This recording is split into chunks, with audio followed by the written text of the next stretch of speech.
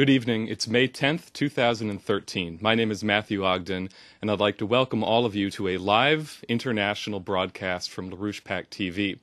This is our weekly Friday evening international webcast series, and we are very happy to announce that Mr. LaRouche is here in the studio with us again tonight, back from his trip to Europe. Leandra Bernstein will be joining me to pose some questions to Mr. LaRouche, but that will be following opening remarks that I understand that he would like to make. So I give you Mr. Lyndon LaRouche. Well, I have been somewhat battered, I must say.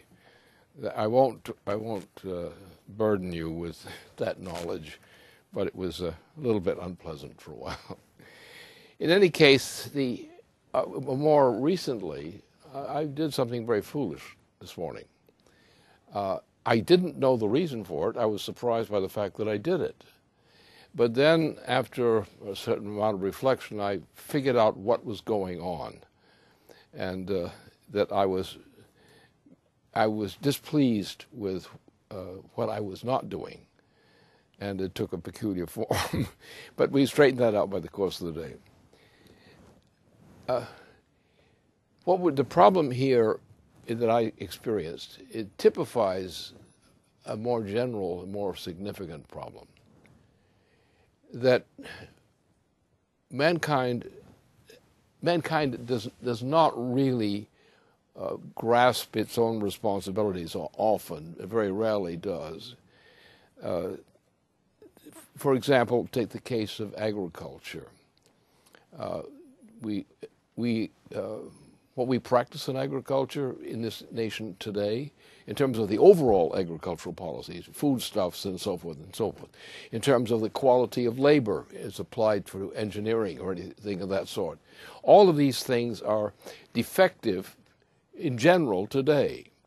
The reason for this is there's a motive behind all this, as opposed to, and I should contrast a contrary motive. But the motive is that we're living under an oligarchical system. The British Empire typifies it. The crises the United States has undergone since the time of the killing of the Kennedys.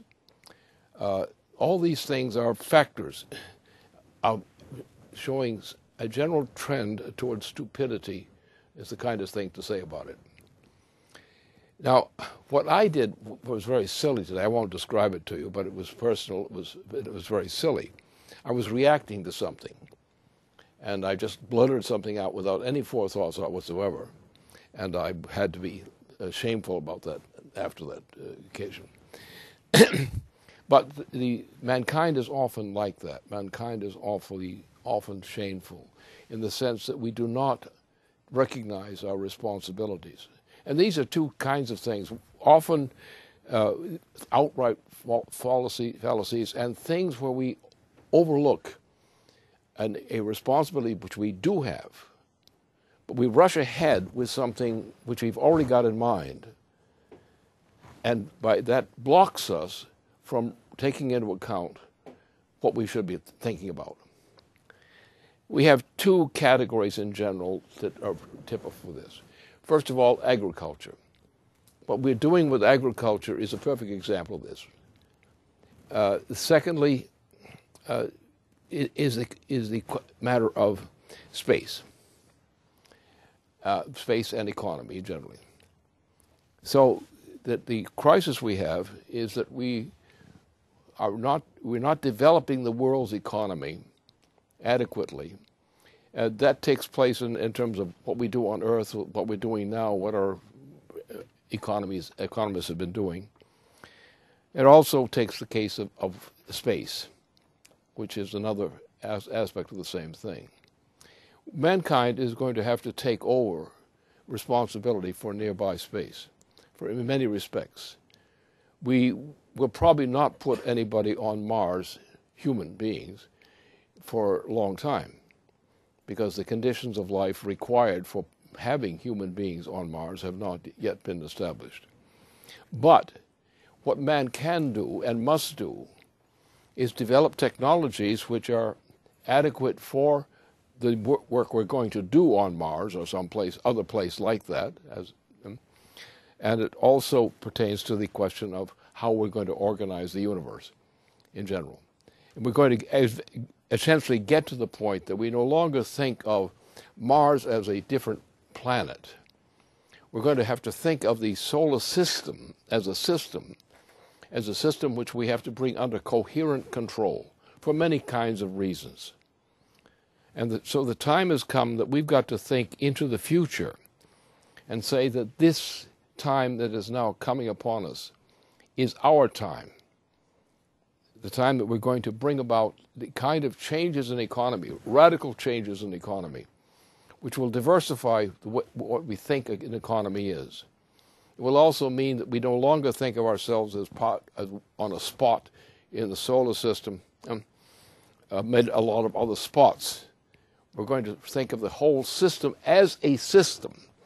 Now, the system will be somewhat limited at first because we have certain aspects of the solar system which are more tractable, more accessible to us. Those areas that we're going to have to concentrate on as being a system, not a collection of parts. And so we've come to that kind of time.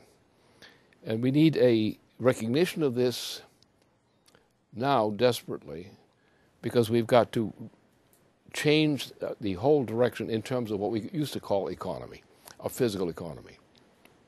But it's going to be more than that, because we have the problems of dealing with the solar system in a more general way. For example, we need an additional supplement to Mars, because Mars is not convenient to us because it only functions a certain part of every 2 years for all of us.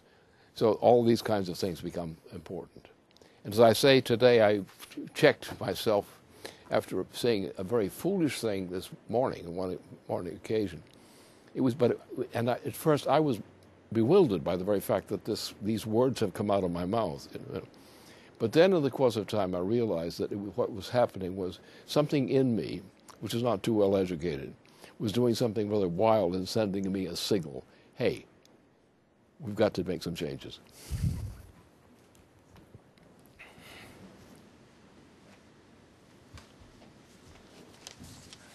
Thank you, Lynn. I would like to ask Leandra to come to the podium to pose the first question, and this will be the first out of a series.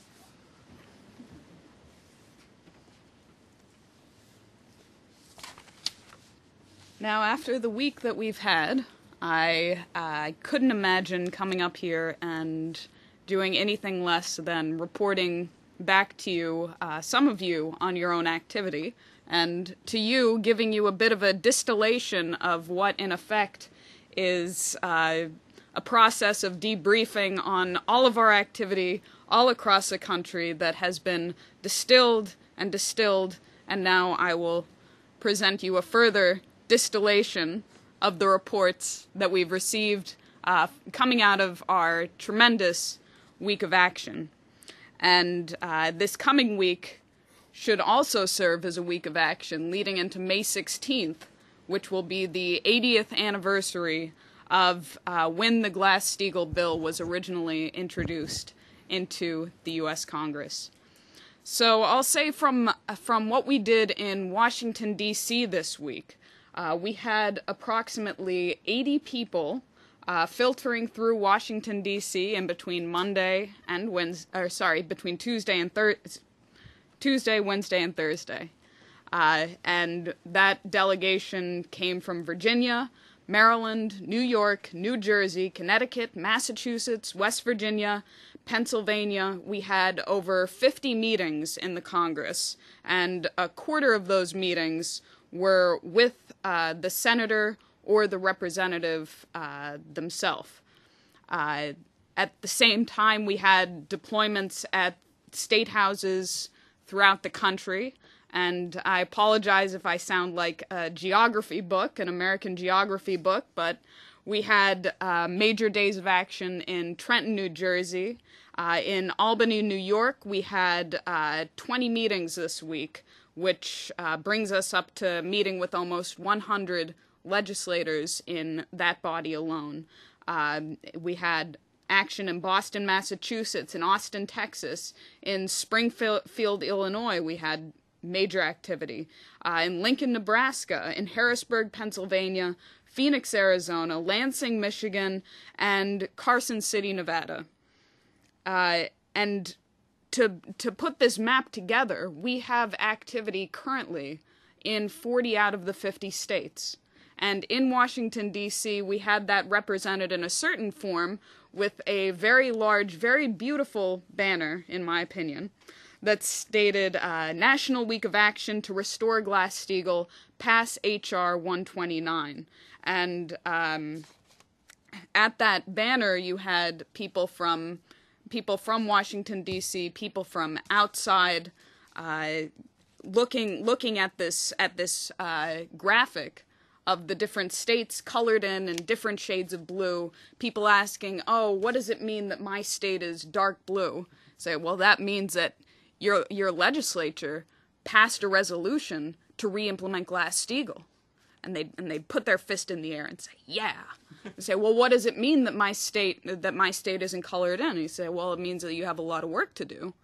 And so this was taking place outside the Congress, but inside we had a show of force and a level of seriousness in the constituents who came in from across the country to discuss the solutions to the current economic crisis with their representatives or their representatives' office.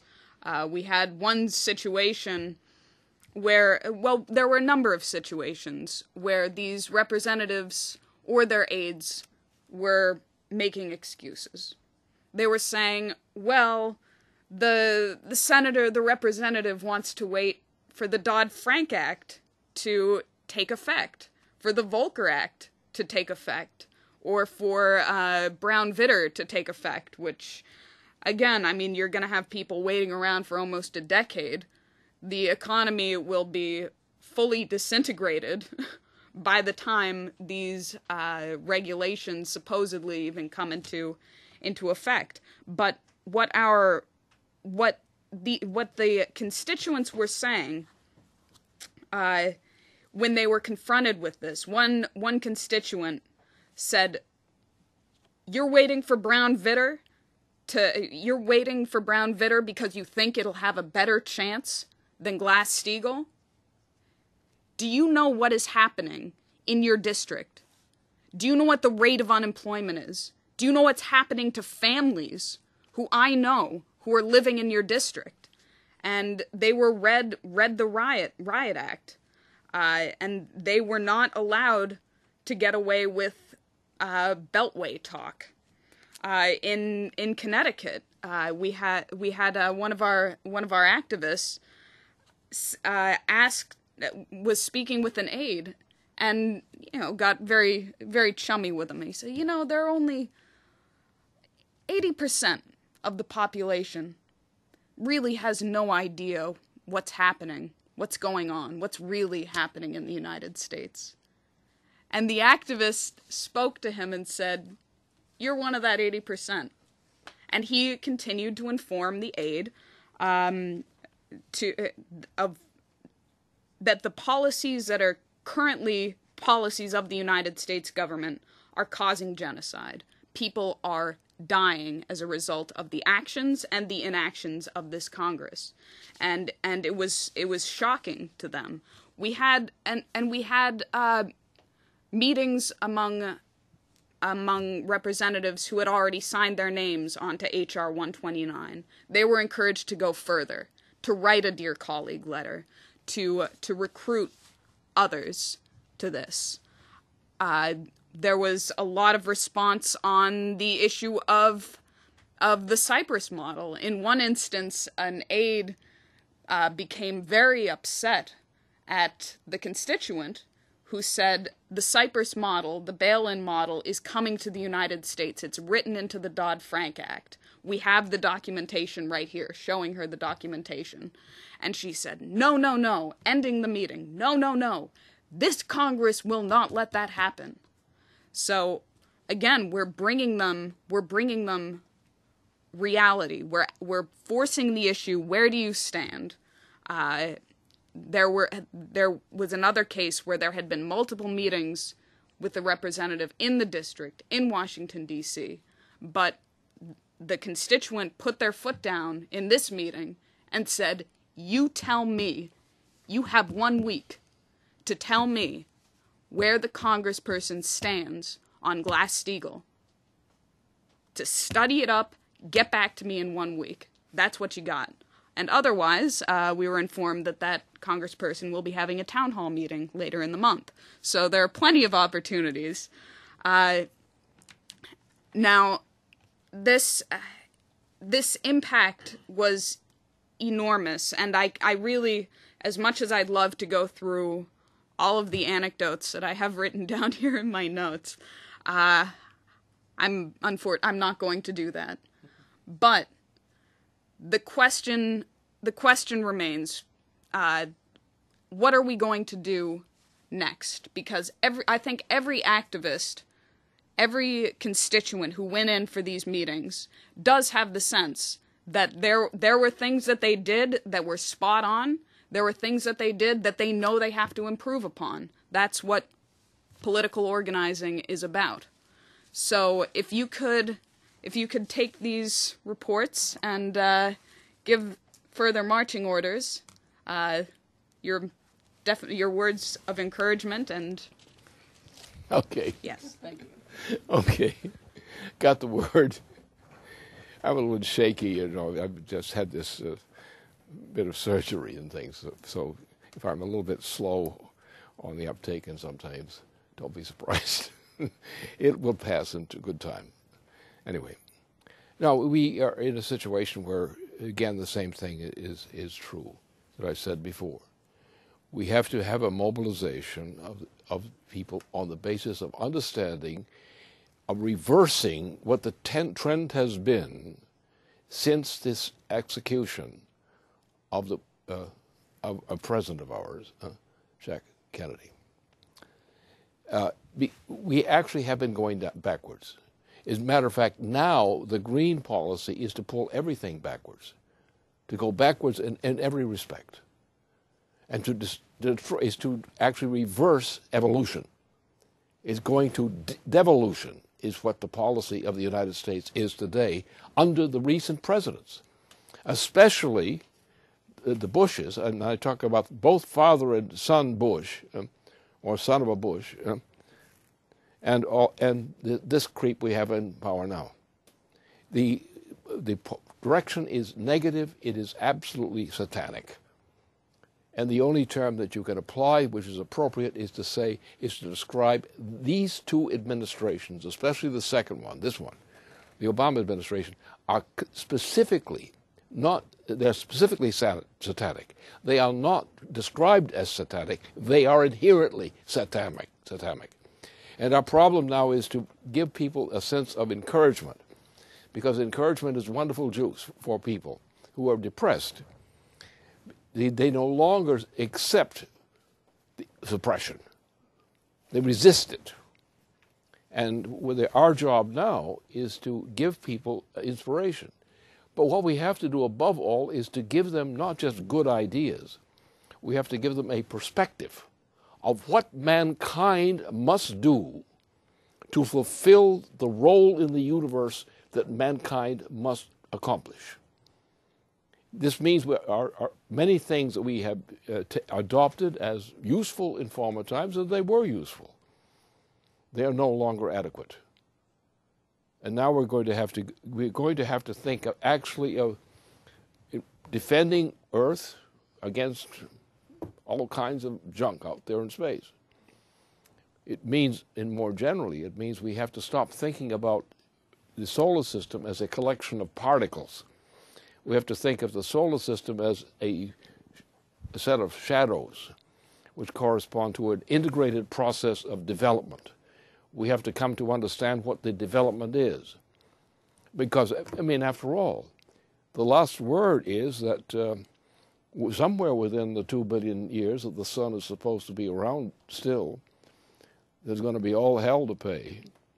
And the only thing we can do as mankind is develop our technologies, our insights, in order to keep where mankind in the universe in place, because long before the expiration of the 2 billion estimation for the sun's continued existence, things are going to get very, very bad.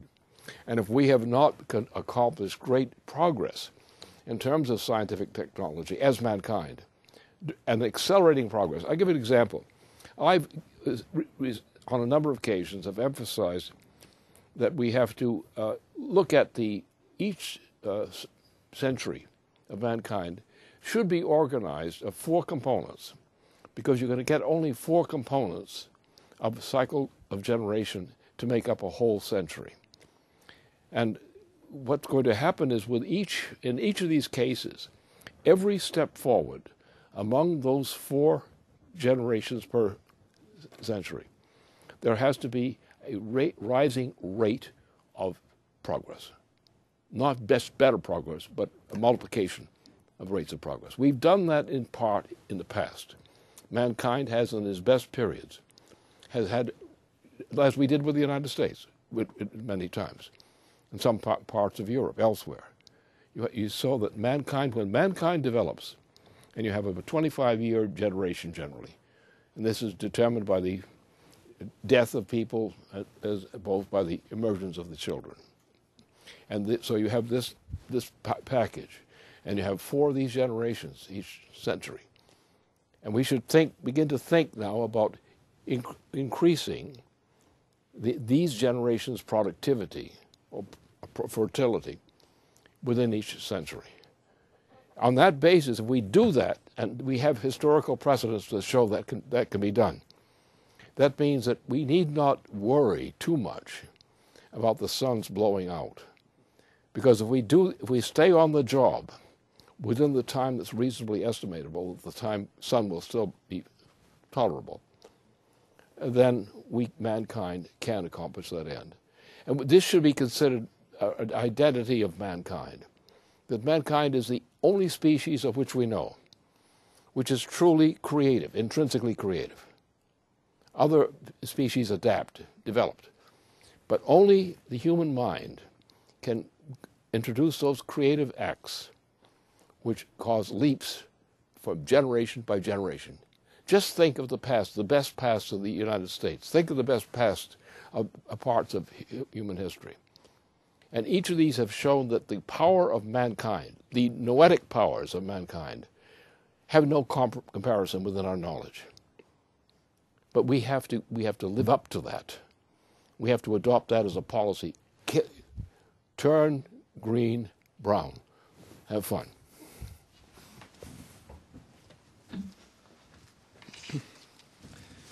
Okay, we have a question that has come in from an institutional source in Washington, D.C., but before I ask that question, I want to give some background.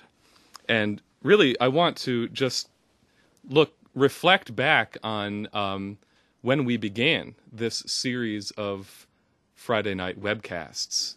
This was about 6 months ago, in the weeks immediately preceding the presidential elections of last year. And you decided to initiate these webcasts in order to put the truth of what happened in Benghazi on the table and to say what others would not say, including the Republican opposition to President Barack Obama, that this president was engaged in the worst cover-up possibly in the last 30 to 40 years since Watergate. And at the same time, you and Jeffrey Steinberg went to the National Press Club and delivered a high-profile press conference on the same issue to show leadership where others failed. Well, now here we are, 6 months later, a half a year later, and Benghazi has now once again surged back into the public eye and right onto Obama's doorstep. This week began with former governor of Arkansas, Mike Huckabee, saying that in his view, if the truth about Benghazi were to come out, this president would not serve out the remainder of his second term. He said that this might be going out on a limb, But the fact that it's now becoming so obvious that there was a concerted and deliberate attempt to mislead this country and its people and to lie to Congress means that when a president lies to the American people and is part of a cover-up, he cannot continue to govern. And he made the point that this is not a political issue. It goes to the very heart of the integrity of the United States government. On Wednesday of this week, there were very high-profile hearings in the House Government Reform and Oversight Committee, Chairman Iss's committee, where 3 whistleblowers came forward. Gregory Hicks, the former deputy chief of mission in Tripoli, Libya; Mark Thompson, who was acting assistant secretary of state for operations; and Eric Nordstrom, the former regional security officer for Libya. And a lot came out in that hearing, a lot of what had been previously suppressed, that troops had been ordered to stand down and not go to Benghazi to assist in the attacks that were ongoing there, that Greg Hicks was instructed by the State Department not to engage in private meetings with Congressman Chaffetz unless he had a minder, unless he had a State Department attorney with him. And also, after he objected to what Susan Rice said on the September 16th talk shows, that he had been demoted from his position as Deputy Chief of Mission to a low-level desk officer in Washington. One of the more significant questions that came up was posed by Congressman Farenthold, asking about why were we working with the February 17th Brigade, which was known to be to have substantial ties to Islamic extremists, including Al-Qaeda, and why were we depending on this militia to provide so-called security for our ambassador in Benghazi? So at the end of this hearing, Chairman Issa called for other whistleblowers to step forward. There are 137 co-sponsors on a resolution by Frank Wolf calling for a select committee on these events. Now even John Boehner joined the chorus, calling for an investigation into the events in Benghazi. And last but not least, very interestingly, today, Senator Inhofe from Oklahoma came out and said, look, if Benghazi is investigated fully, we will be seeing the I word, impeachment. So, and the person interviewing him asked him, do you mean impeachment? And he affirmed, yes, I indeed mean impeachment. He said the Benghazi issue surpasses Iran-Contra, surpasses Watergate, and could become the greatest cover-up in American history.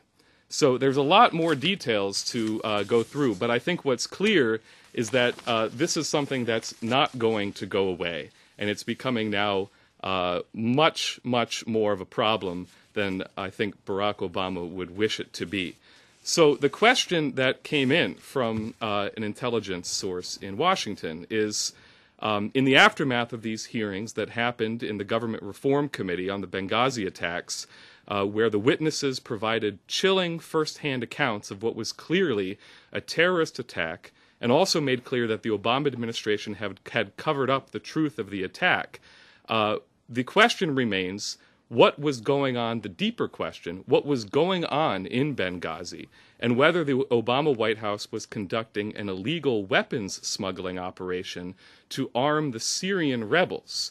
Where do you believe this investigation stands, and where should it go? Well, all these things that you just referred to are true, of course, as fact. But sometimes the fact sometimes misses the more effective fact. What this is, as you recall from the Copenhagen period, where the Queen of England was pushing for a very, very, very, very green policy, a policy of mass death, in point of fact, that what has happened essentially is that we have followed her policy, which was very explicit in the second phase of her green madness, and that was to reduce the population of the planet from approximately 7 billion persons to approximately 1. Everything that is done by Obama in particular, follows the Queen's policy. He is himself a queen, in a sense. His policy, he's just the queen of the queen. And what we're seeing is genocide in the United States against citizens in the United States, systemic genocide, not just going out and killing people, which the Obama administration does. That's one of their fait accompli. But what is intended is the destruction of civilization, to reduce the human population as rapidly as possible from 7 billion persons to approximately 1. We are now seeing how that is done. Is being done in the United States against the people of the United States, as against Europeans and others, of reducing the population as rapidly as possible. Green is going backwards. Green is Satan in action. And Obama is nothing but one of Satan's errand boys. And that's not an exaggeration. That's not a euphemism. This is the effect of the Obama regime and of the Bushes before. I'm talking about several Bush families, Bush leaguers. And they were all of this nature. They were all against mankind. And George Bush Sr., now was a feeble man, and the Bush, his son, the double idiot, and then this creep. These are instruments of evil. The effect is to mass murder of the population. It's there, it's happening, it's accelerating. And anybody who denies that is just more than poorly informed. And that's what we're in. It's not these little things. These little things are the fruits of the tree, the fruit that drops from the tree. But what is the tree? The tree is epitomized by the Queen of England. And unless we take that on, it's not a matter of who you criticize. It's a matter of who you're willing to take on, what you're willing to take on. And we have to rid the transatlantic region of everything that represents that Anglo-American tendency. Because it's an extension of what, in fact, if you look at history, the Queen represents originally, or fairly originally, the Roman Empire in its decline. It represents the Venetian systems, 2 of them.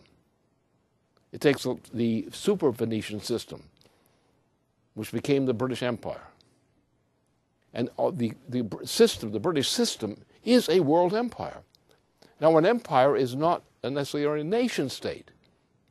The British are a nation state, quite a state indeed. But the British Queen represents an empire.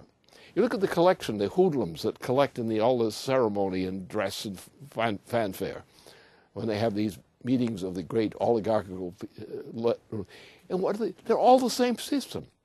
They're all the same system. They've gone on from generation to degeneration to degeneration. They're the same system. The Queen is not a figure of the British United Kingdom. The British Empire represents a vast empire.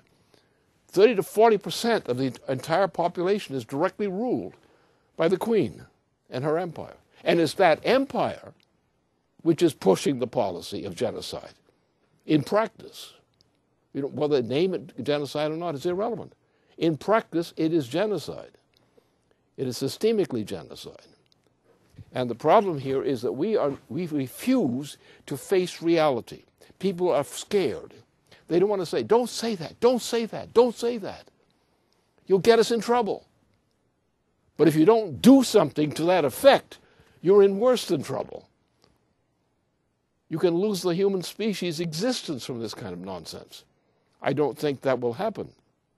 But I know the threat is there, and it can happen. And we have to be serious about that.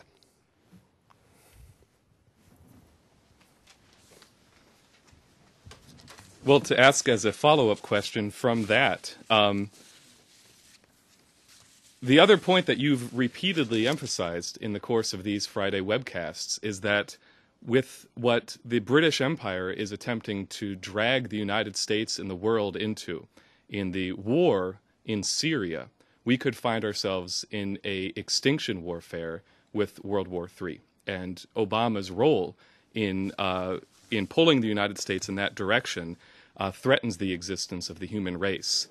There's been an intensive war going on inside the United States over the past several weeks, which has heated up really past the boiling point, where General Dempsey and the Joint Chiefs of Staff have done everything they can to hold the United States out of a military intervention in Syria, while the crowd around Obama has pushed it, along with John McCain and others of that sort.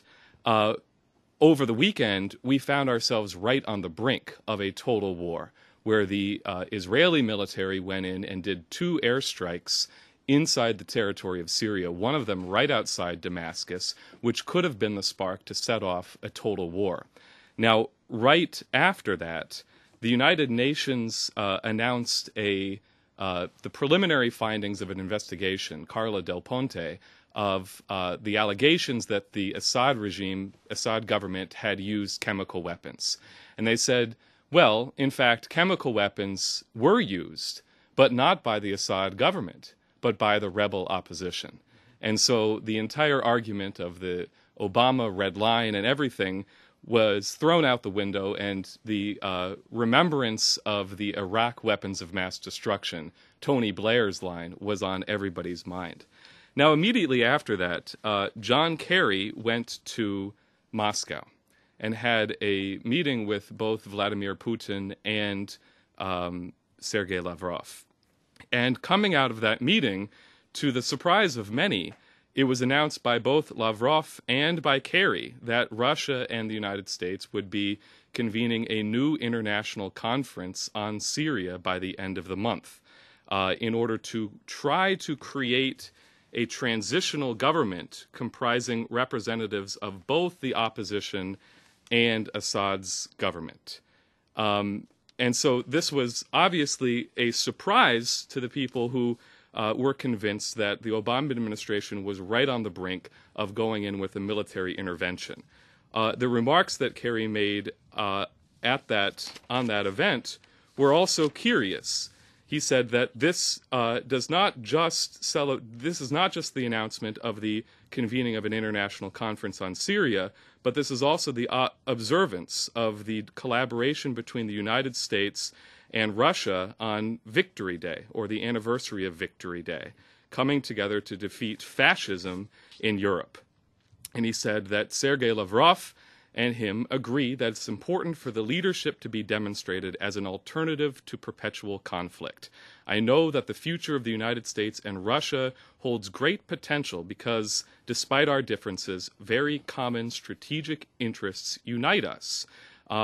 These are big issues on which issues like war and peace hang and fall. Now, what is known is coming up in less than 1 month. General Dempsey is scheduled to go to Moscow to meet with his counterpart, the head of the Russian military there. What are the implications of this situation, or the potential implications? Well, this is going to require a little more delicate handling, because it's not a simple case. And you cannot, what I'm going to say now is not speculation, it's science. But we live in a society in which people are trained to believe that you can't know the future, when the reality of humanity, in particular, mankind's ability to function as humanity, depends upon the ability of some people in society to foresee the future. But foreseeing the future is not foreseeing a certainty of a specific event. What is specific is the fact that the impact is there. The impact which causes the change is there. And therefore, this is where I've had my career, shall we say, was on this issue, on economic forecasting, for major economic forecasting of nations or national economies. And I've never been wrong. And all my opponents have usually been very wrong, because they base themselves on the idea of that knowledge of the presence, like a mechanical outcome of what happened today, determines the future or predetermines the future, nothing else. And whereas the truth of the matter, which is my specialty in this case, is that forecasting is the most essential characteristic distinguishing mankind from monkeys. The ability to forecast the future. Everybody else is making wild, silly guesses on one side or another. Now, what we're dealing with, you have to look at this situation from that standpoint, my standpoint, not this usual crap. You're in a situation where, let's take the case of Israel. 2 Israeli attacks against Syria, not inside Syria, otherwise. Right? This created a situation, together with that idiot of the Republican Party representatives in this country, who set into motion a process which could have led to really a global thermonuclear war. The potential was there. How far, how many steps further away it was, we don't know. But we have to look at things in those terms. What are the terms which we have to consider? What are the probabilities we have to consider? What are the not just probabilities, what are the characteristic changes from the past which you have to deal with in dealing with the future? And so what has happened is you've got a situation where with Dempsey's intervention, but Dempsey's intervention was actually a reaction against something. It was against the possibility of what these guys agreed to try to avoid. So therefore, we are in a situation where I can say definitely we are on the edge of hell for humanity. And we'll get it deep. The Israeli involvement, because of the connections of the Israeli organization in respect to these matters, was something you can't touch with. Nobody will want to touch with the Israeli question. Therefore, what they were doing in drawing the Israelis into this Syria operation, they were really setting off the possibility of a thermonuclear war right away. So that's the kind of situation we're in. We're in a situation where if we tolerate what Obama represents, and he's now the key figure to watch, if we tolerate Obama, we probably are all going to be dead. Because we're in a situation where you get thermonuclear weapons, you're almost as good as dead. So therefore, we were getting close to the point down the line where we were marching toward thermonuclear war. And therefore, what has happened means that people who were not so nice, in my opinion, have acted together with other people who are less unnice, and they have realized that we cannot allow this to happen. They all understand you cannot cross that line. That line is the thermonuclear line. And if Obama stays in power, it's thermonuclear. But Obama is only the Queen's missionary.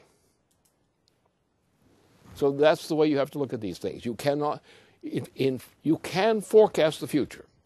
I've done it often. It works. Most people can't. Most forecasters are simps. They just cannot work. So, but I cannot know the future with prophecy. I can prophesy in the sense of knowing what the future holds for us. But I can't predetermine what the result will be. I can tell you what will be the case, but I can't tell you what will be the result. And our job is to, first of all, understand the future. Understand what the potential is. That's number one. But on top of that, you've got to do something to make what you see possible happen.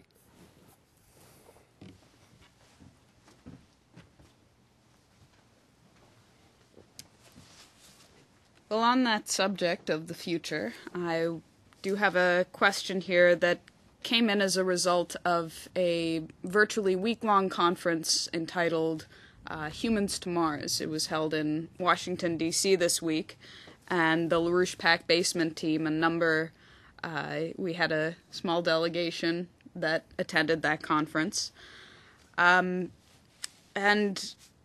the question really is along the lines of what you just stated, the potential for a significant shift.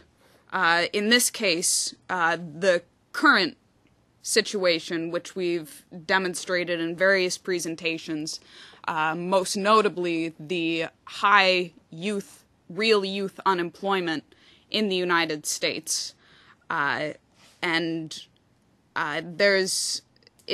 a paradox because since 1999 there was an initial failed mission to Mars, at which point NASA decided we will have a 10-year program, which included the Spirit and Opportunity missions, to investigate whether there is, for one, water on Mars.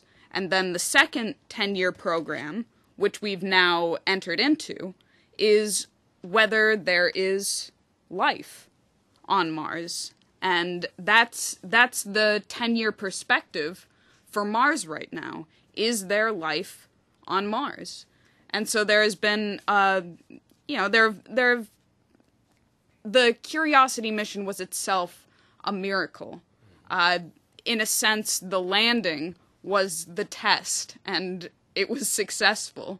There are other proposals that came up in the course of this conference about. It's a conference called Humans to Mars, so obviously about how to get human beings to Mars. We were able to land 1 ton on Mars successfully, but one of the issues that came up is in order to land human beings on Mars and include in that package what's necessary for life support, you're talking 30 tons. How are you going to land 30 tons on Mars? And so while there were a number of private companies, private enterprises proposing their Mars missions, which oddly enough don't include getting human beings back from Mars, all of the NASA programs, obviously, are part of what determines a successful program is to Mars and return safely back. Now, what is implied in that, and obviously came up with a number of the figures representing NASA, includes the development of the moon, the development of systems within the Earth-Mars, within that volume, in order to make this successful. So here we have a generation. We have a generation of young people. It's notable, back in the 1930s, you know what they called the generation who won World War II and the generation who landed a man on the moon, the generation who discovered the atom? In the 30s, they called them the lost generation. Today, we have a generation between 18 to 35, which is being considered a lost generation. Yet at the same time, we have this opportunity, Spirit, Opportunity, and now Curiosity. But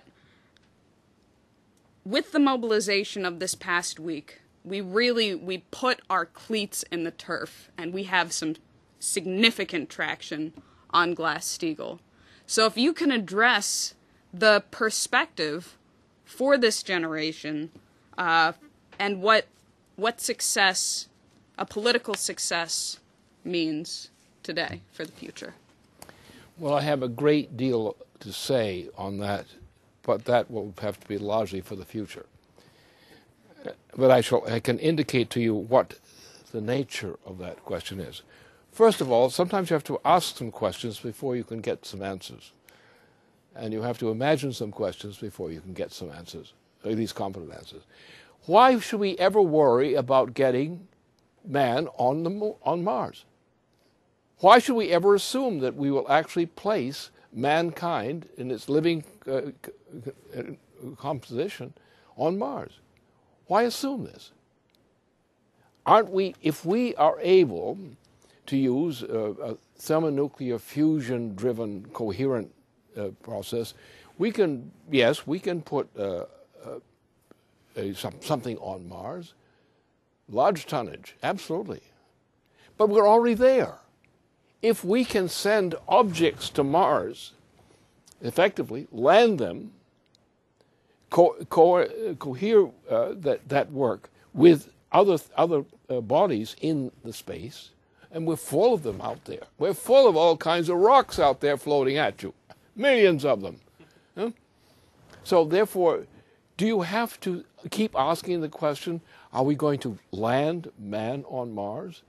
It's not a very suitable place for mankind with his biology at this time. But if mankind's instruments can reach out and touch and control Mars and what happens on Mars by these kinds of institutions going into this thermonuclear fusion coherent process, going into that, we're going to, in effect, bring Mars closer to us because we're going to get there much quicker.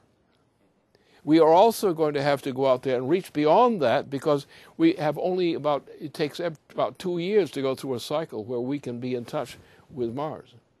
So therefore, we're going to have to put some intermediate devices in place out there as well.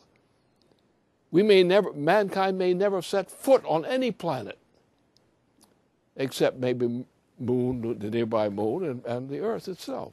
Well, why do we need to? We can create the instruments by which we can do all the things that have to be done, including exploring the universe, making changes within it, all done by the mind of man based essentially on Earth. Now, I'm not saying that limit is there, but I'm saying we should not be assuming that the question posed is whether man can be put foot on Mars and survive. That is not the question. We've got to stop thinking about playing in rocks out there. These are not rocks, they're systems. And the question is, can mankind and the mind of mankind develop the systems by which we can control these processes? And what the real lesson was of the last landing on Mars, it took us a step up and said, man can do this from remote control. And we can speed things up, and that makes it less remote. We can extend partners to Mars, change the system, so that we are close to Mars all the time, not just once in a certain period of time. So that's the way we have to think. We have to think in terms of don't think like Jules Verne or something like that. No? Think about what mankind's mind and what mankind's capability is. First of all, we have to make mankind unstupid. That means we have to change some presidencies here and there. Because that's the problem. The idea that you depend upon some crazy kind of scheme that you have to achieve this goal, that goal. What's your goal? Your goal is to realize what mankind can represent in the universe and mankind's ability to survive in doing it. We're looking for the means, the best means to do that.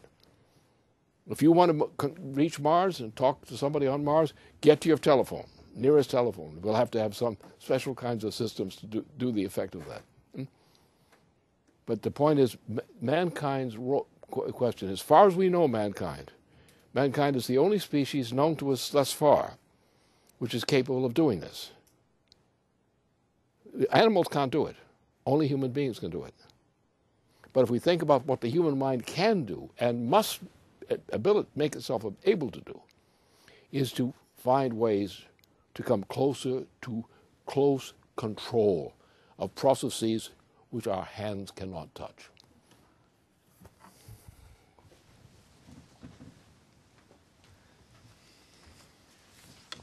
Well, thank you very much. That brings a conclusion to our webcast for tonight, and we are very happy to have you back in the studio with us here, Lynn.